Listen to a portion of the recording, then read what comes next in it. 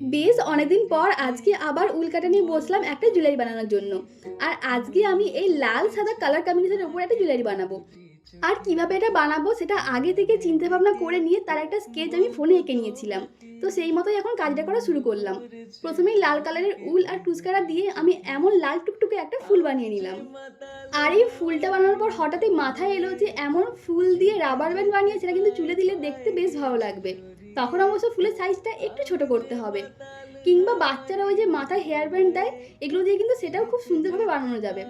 আর এই আইডিয়াটা একবার যখন মাথায় এসছে তখন এটাকে অবশ্যই কাজে লাগাবো।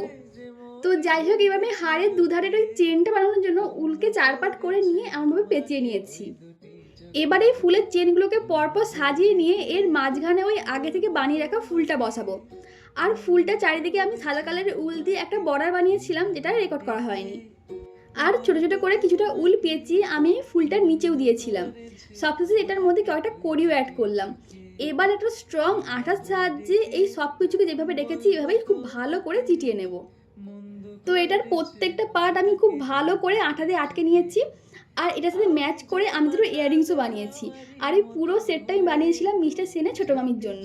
আর এমন জুয়েলারি যদি তোমাদের পছন্দ হয় তাহলে নিজেদের ইচ্ছে মতো কালার ও ডিজাইন দিয়ে আমার কাছে অর্ডার করতে পারো।